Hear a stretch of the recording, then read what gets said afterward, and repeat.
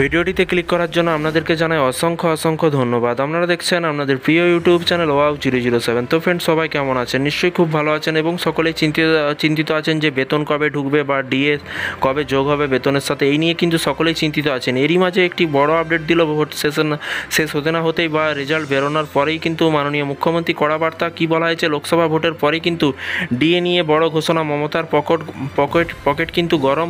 সরকারি কর্মচারীদের কী বলা হয়েছে দেখুন। লোকসভা ভোটের বঙ্গে কিন্তু বিরাট ভালো ফল করেছে তৃণমূল। মোট 29খানা আসনে কিন্তু ফুটছে জোড়া ফুল। সেই রেস কাটতে না কাটতেই কিন্তু এবার সরকারি কর্মচারীদের জন্য বিরাট ঘোষণা।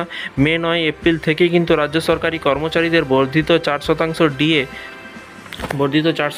ডিএ কিন্তু পেতে চলেছে এবং জানালো রাজ্য। প্রসঙ্গত 2024 সালে লোকসভা নির্বাচন শুরুর কিছুদিন আগেই গত ফেব্রুয়ারি মাসে রাজ্য সরকারি কর্মচারীদের ডিএ বৃদ্ধির সিদ্ধান্ত নেয় মুখ্যমন্ত্রী মমতা বন্দ্যোপাধ্যায়। সেই সময় বাজেট পেশ করে 4% ডিএ বৃদ্ধির ঘোষণা করেছিল রাজ্য সরকার। সেই সময় ঘোষণা করা হয়েছিল সরকারি কর্মী এবং পেনশনভোগী এবং শিক্ষাকর্মী সকলেই কিন্তু 1 মে থেকে বর্ধিত হারে ডিএ অর্থাৎ মহার্ঘ ভাতা পাবেন। তবে এবার সেই সিদ্ধান্ত বদল।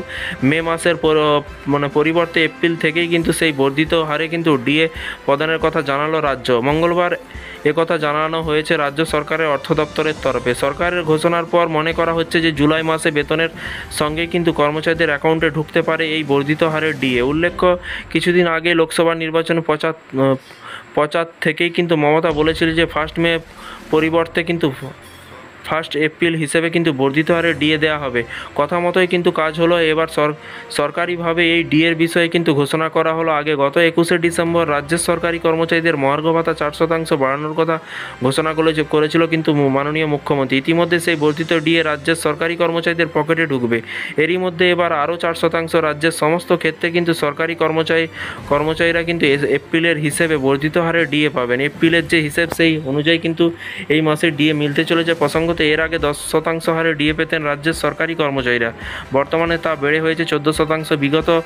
বিগত সময়ে 3 দফায় ডিএ বৃদ্ধির পর বর্তমানে 14% হারে মহার্ঘ ভাতা পাচ্ছেন রাজ্য সরকারি কর্মচারীরা। যদিও কেন্দ্রীয় হারে মহার্ঘ ভাতা দেওয়ার দাবিতে অনড় সরকারি কর্মচারীদের একাংশ, রাজ্য বাজেটের দিনও কিন্তু সরকারি কর্মচারীদের আরও 4% ডিএ বৃদ্ধির কথা ঘোষণা করা হলেও তাতে কিন্তু একেবারেই খুশি নন তারা। সামনে আন্দোলন চালিয়ে যাচ্ছেন তারা।